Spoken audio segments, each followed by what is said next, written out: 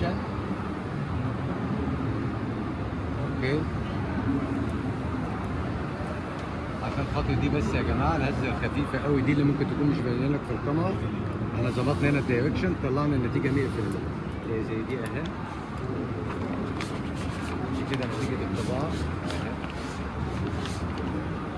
اوكي ماشي، دي 160 سم. اوكي تمام. دي واحد هيد اكس بي 600. تمام. دي 2 هيد، 2 هيد كويس. نفس فكره الثانيه، برنامج الكونكت برضك اللي بيربطنا البعد بتاعتنا اللي بتربط بكابل اللان، نفس فكره الايجل اهو. الطباعه اهي تمام. طبعا مفيش غلط، مفيش الحته اللي دايما بنتكلم فيها اللي هي دي اهي مش موجوده كويس اهو. الكفاءه عاليه، حتى الاسود طالعه الخامه عاليه، درجات الالوان اهي. ديت كده الاثنين كويس. اوكي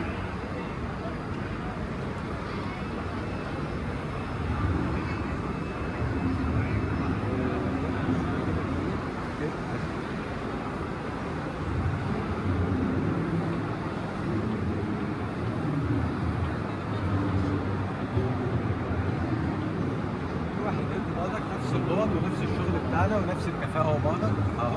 احنا كل اللي بندور عليه فكرة ان الالوان تبقى نقية جدا كويس. الفاتح نازل مظبوط اهو كويس، من غير اي هبل او من غير اي مشاكل، اللي هي الشعر اللي بيطلع، وان دي تبقى نازلة مظبوطة مع ان دي الوان فرعية اهو اهو.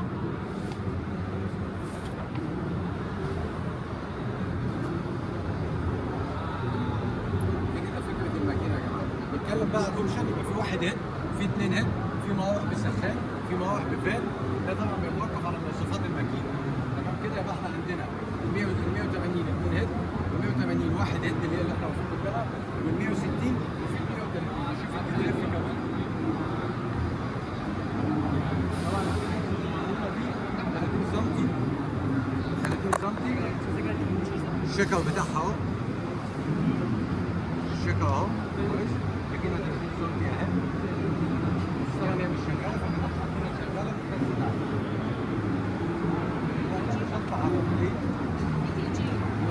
سي تي تي جي يا جماعه اهي. ده الكلام طبعا احنا ما احتكناش بالمكن ده، بس مستبعدة ان احنا نجيب دي، انما التي دي اف موجود ان شاء الله. نشوف بقى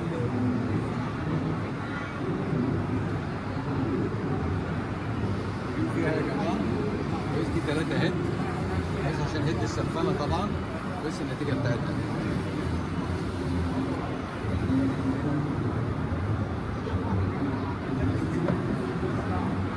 كده احنا شرحنا يا جماعه كل المكن اللي موجود، وباذن الله يكون لنا تعاون ان شاء الله على الماكينه. العرض ده اللي هي 160 والعرض 180، واحد هيد واثنين هيد، سواء من 160 او 180.